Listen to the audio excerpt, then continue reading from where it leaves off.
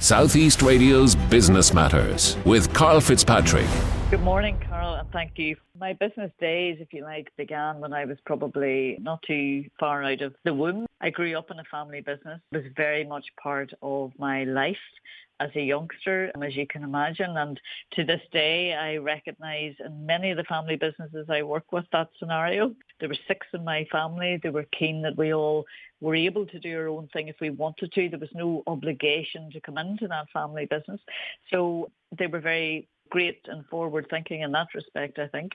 So I went off and had my career. And then, of course, after a few years of doing all of that and getting my degrees and so on, I'm afraid it drew me back. And I've been in small business and operating a small business now for over 20 years and dipping my toe into different industries, from food through to property to consultancy, of course, which has been the mainstay for all of that time. You are the chairperson of the Association of Business Mentors, so provide us with an insight into the type of work that you've done from a coaching perspective over the past 20 years.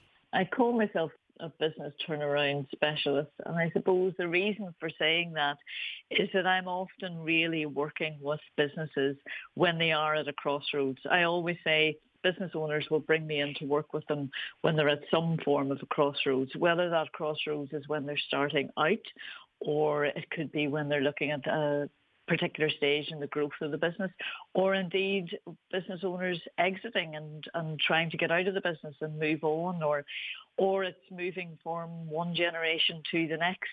So I'm always sort of working with a business at that point, which makes my work extremely interesting. But I work across all industries because even though I'll always say to a business owner, I will never understand your sector and your industry as well as you do, but what I do understand is what's happening in terms of the business and this entity in itself and how it works, how it operates, how it grows. And so that's where I very much see my input in working with the companies. And for the businesses that you had to turn their business around, what were the root causes? If I give you an example of a very recent company I've been working with, a very traditional manufacturing company, quite a traditional culture, a lot of staff maybe been there for many, many years. So a very sort of, perhaps, and they would say themselves, not a very innovative culture, but yet the environment in which they were working, the industry in which they were working was moving on. So the challenge for them was really, how can we bring in innovation? How can we bring in systems and procedures to help our existing staff, to bring in new staff? So you're looking at things like performance management, setting targets, looking at what's out there that's innovative, people attending, owners attending trade shows, trade fairs, getting ideas, understanding the market, understanding their competition. What is it that they're doing, the competition's doing that they're not? So when you look at that sort of process, so I was in working with the company for a good 18 months to look at really from the owner themselves through to the person making the tea and anywhere in between, and what each of those individuals does to contribute to moving the business into another phase of its growth. Michelle, I'd like to speak to you about your book next, In Business with Yourself, Understanding Your Identity to Make or Break Your Business. When I was reading it, I was very impressed by the executive identity model. Talk to us about that. So I suppose where this has come from, Carl, is my years of experience, but it is also actually based on proper theory as well. I mean, there's some work that John Turner did in psychology, and not only had I got my own ideas about what this might look like, but when I looked into some of the work he did around identity, it sort of rang a bell. So the work is really about saying, as individuals, for example, I might join a tennis club because I like tennis and because I like the culture around that and because I like the sort of type of rules and regulations it has. Whereas somebody else might find that in a football club.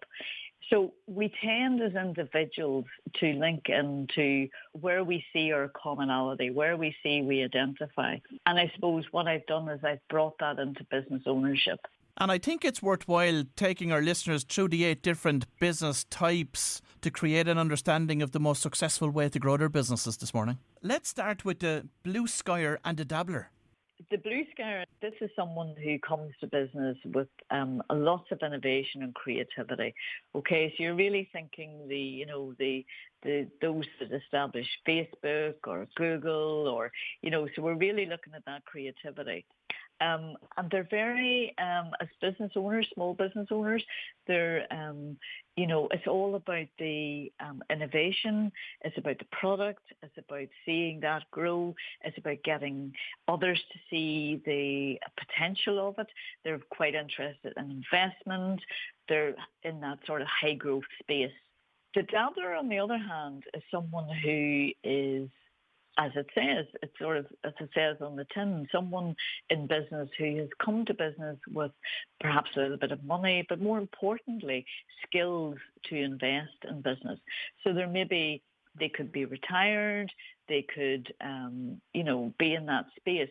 And so when you put the blue skyer who's not really interested in the broader business really, because it's all about the product and the growth of the product, and you put a dabbler into that situation with that sort of business background, it's a good mix. So they're an important pair actually, and that is probably best describes what they both bring to the table. So talk to us next about the academic and the descendant. Interesting one, the descendant obviously being the family business, the person coming into the family business, either maybe first or second or third generation. Very established culture, maybe lacks a little bit of innovation and creativity because always been done this way, and we've always done it this way, so why would we change that? And then you bring in what's really interesting is the academic who is all about commercializing research, about looking at bringing research into business. So in the descendant's case, if a family business and a descendant business doesn't reinvent itself, it will filter out. So what an academic can do in that situation is bring in fresh ideas, fresh thinking, and innovation. And so again, those two go really well together. As long as the academic, one of the difficulties with the academic identity and group really is that small business owners been led by academics. They get very caught into the sort of pre-commercialization stage and really sort of hanging in there. So they have to sort of get out of that space a little bit, but it will complement the descendant. And Michelle, what are the characteristics of the hobbyist and the lifer? The hobby is very much the person who comes to business because they have a hobby, they enjoy it, they think they can make a living out of it.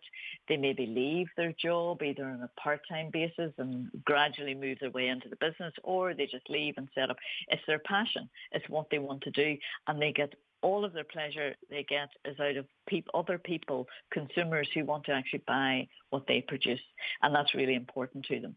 But very individual, very much about the craft, not a business that's particularly attractive to either financiers, banks, investors, because it's all about the individual and their craft and what happens if that craft, if something happens there or someone gets sick for a short period of time or has other commitments, what happens to the business? So the hobbyist has its own strengths, but it also has its weaknesses. The lifer is very much the person who comes to business really having spent a lifetime looking at business. They're not that interested in what business they set up or what business they grow, as long as they are in business and they're helping to succeed in business. So the examples I give in my book are very much the likes of Sir Alan Sugar. They're someone who came to business. He grew up as a youngster, whatever age he was. He began selling mops and mop buckets for 50p, and he would sell them on to his neighbours for £1. And that's how he set up in business. And he went on, as you know, he went on to do what he did with Amstrad, etc. So it doesn't matter what type of business he was in, as long as he was in business. And that's really what the lifer is. And how would you describe the progressor? Very much someone who's working in an industry for someone else. Great examples would be the likes of hairdressers or electricians or plumbers. And they're working for someone else doing the job, but actually what they really want to do is they want to do this for themselves. So they tend to leave that company or organisation they're working for, and they'll set up on their own. Estate agents, another prime example, quite often, and so they progress out of where they were, but they're moving and setting up their own business. So they're very industry aware. They have a lot of industry knowledge, but not necessarily perhaps the business knowledge that they might need to actually run the business. And that's something they have to learn in a pretty steep learning curve. And in describing the game changer, could we include people like Elon Musk and Mark Zuckerberg in that? Yes, absolutely. I mean, these are people who go to business. It's about changing something. I talk about the game changer, changing something in society. But society can be your local community. It can be within your industry. It can be on a national scale. It can be on a global scale. But these people go into business because they want to make a difference. They want to make consumers think in a different way.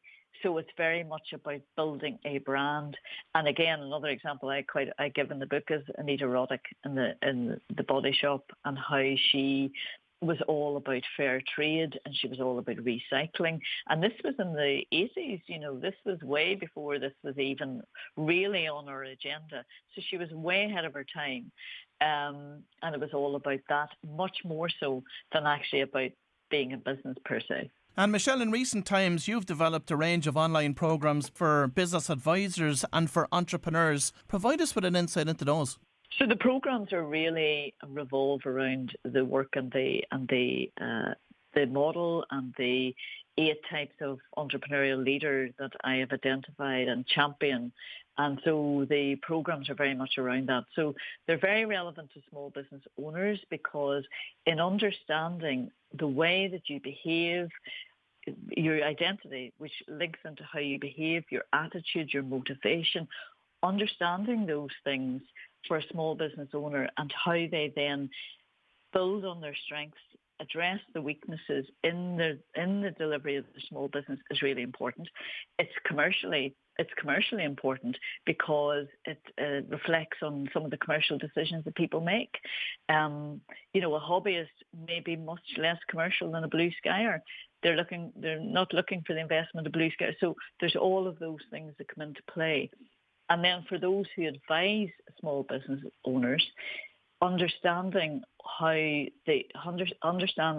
the leader group of the person you're working with is fundamental. I use it in my work all of the time, and it helps me to form a relationship with the small business owner that wouldn't exist otherwise, because I really get under the hood of what makes them, what works for them, and maybe what they need to work on.